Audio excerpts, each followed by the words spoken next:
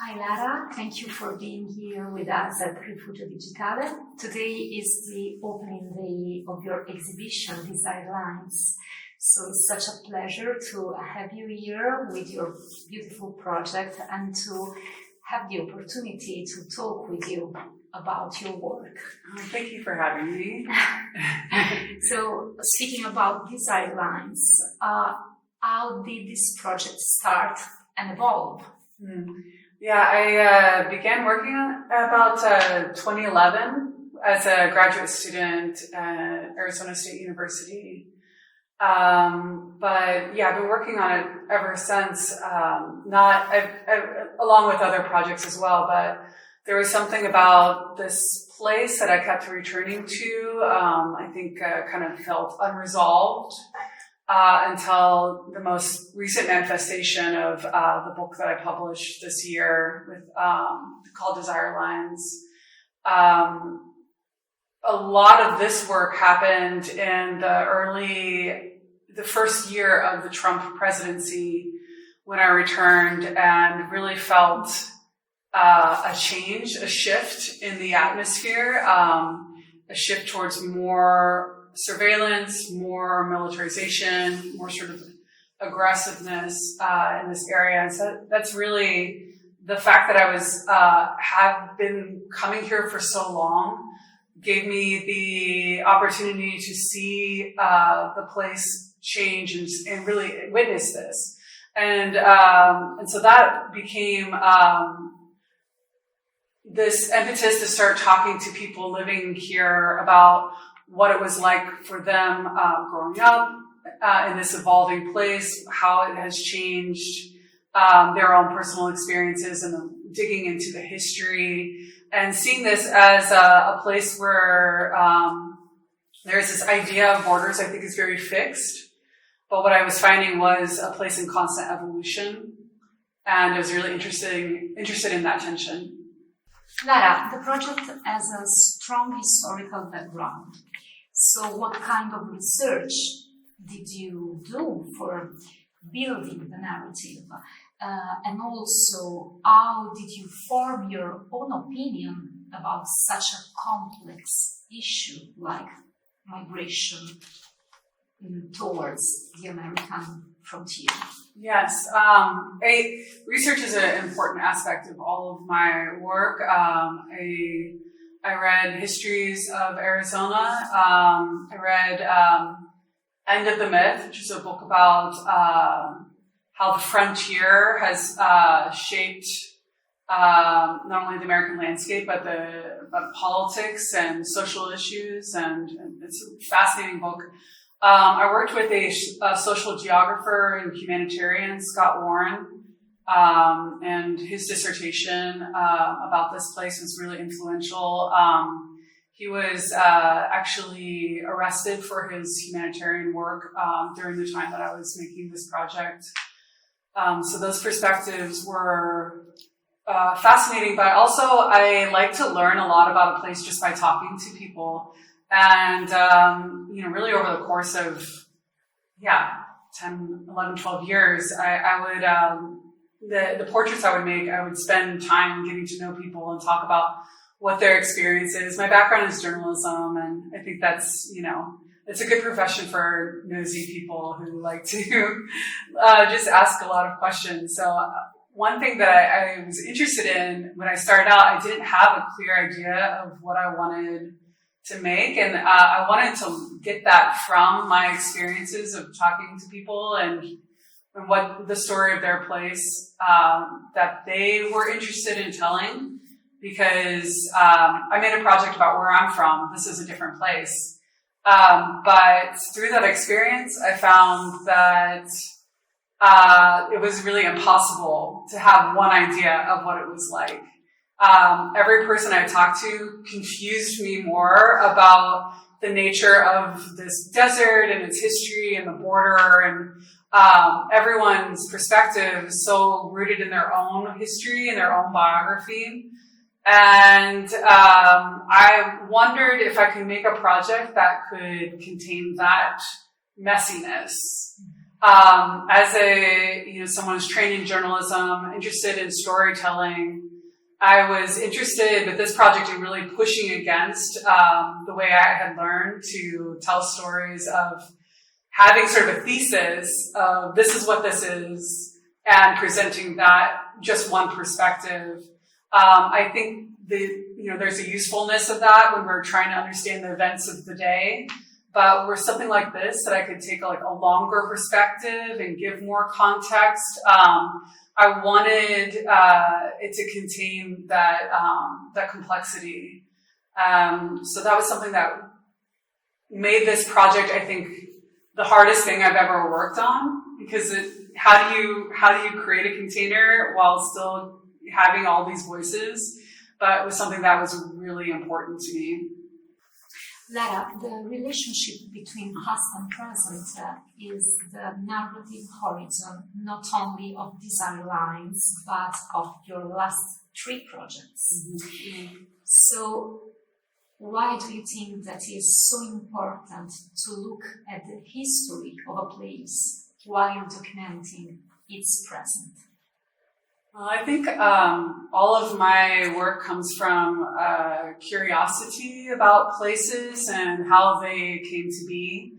I was never the kind of child that accepted things as they were. I was like, why? So I grew up not really learning enough American history. I didn't feel, and so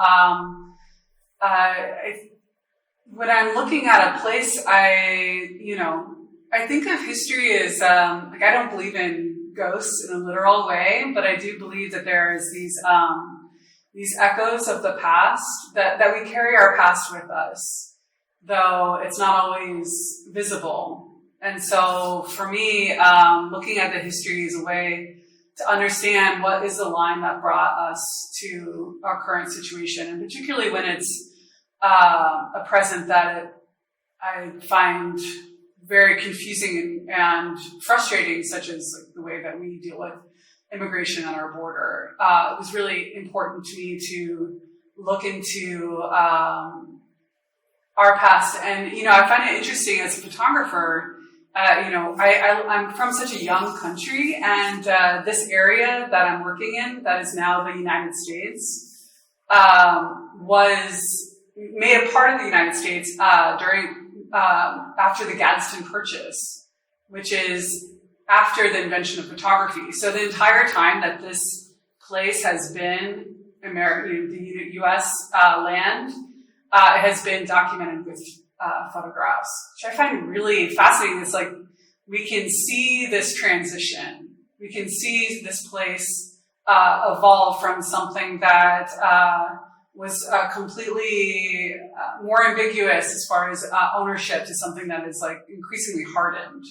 So I think when you have that perspective of how a place isn't so fixed, then you can't say, well, this is just how it is, this is just how it's supposed to be, which is, I feel is a lot of how we respond to issues in America that we don't have good answers for. Lara, you made an extensive use of archived images in your projects, particularly here in Desire Lines. So what drew you to these images, and are they your way of suggesting the layering of history in such a complicated place like Sonoran Desert? Yes, absolutely. I mean, that's it. I'm interested in, I find that we look at landscapes as neutral. It's hard to get, in art and photography, I think we can see more the identity and past when we look at people, but landscapes, I feel like it's a struggle for people to connect them with the things that have happened there in the past, right? They're not visible anymore, so photography deals with the present. And so it was really tricky to try to make a project that is referencing the past. How do I bring people into looking at these places the way that I'm looking at them, and some places of significance that I'm going to, places where the first, these conquistadors, these early Europeans are coming in, these early missions are being settled, and all of these major events that began the colonial time of this land that really brought it to where it is today, aren't visible. And so, so the archival images are such an important part of just really trying to put those people back in the landscape, so that we are seeing a landscape that, even though it looks like this empty, harsh environment that no one has ever inhabited, it has this really complex, rich, important history of people moving through over and over and over again. And I think that cycle, it is this layering of the past, but there's also, for me, I feel like we're in this kind of continuous loop. We haven't really moved out of this phase, this colonial phase, in the way that we treat immigration. And so really trying to remind people how recent this was, right? That this was photographed, and then how much this is still very much an attitude that is embedded in the way we're dealing with this landscape, and because photography is dealing with these particular moments, you can put these early pictures of these rangers moving through next to pictures of Border Patrol today, and I can start making this visual comparison that for me is really clear, but that I don't hear in the way people are talking about the border. Lara, speaking about the landscape, the desert is such a difficult landscape to deal with from a visual point of view. Yet it has attracted great photographers such as Richard Mizrak or Marclet. How did you relate with this landscape?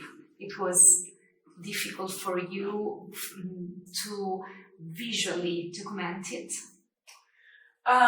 Yes, it did take me, I think, quite a while to understand what I wanted to do with it. And Marclet actually was my professor in graduate school, so his influence has definitely helped shape my all the ways that I think about photography. But particularly, I went to graduate school in art as a journalist, really thinking about about objectivity and separating myself from my work.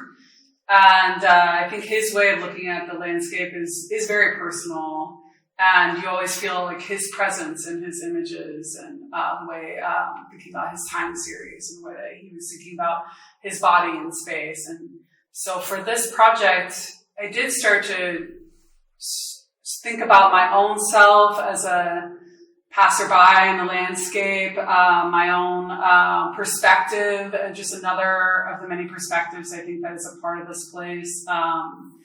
And in many ways, though it may not appear, it is a personal project for me, because I came from a place where it's a very rural, very kind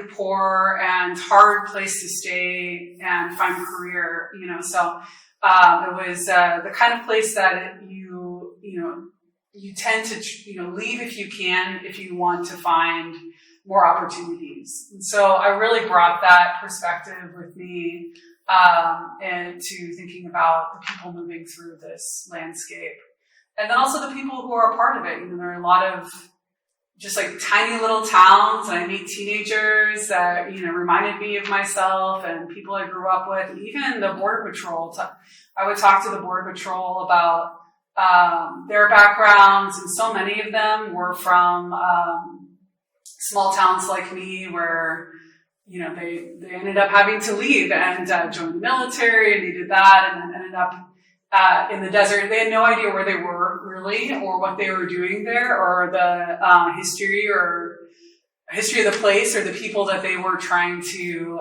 keep out of it. They were, in the sense I just felt like there was so many people just sort of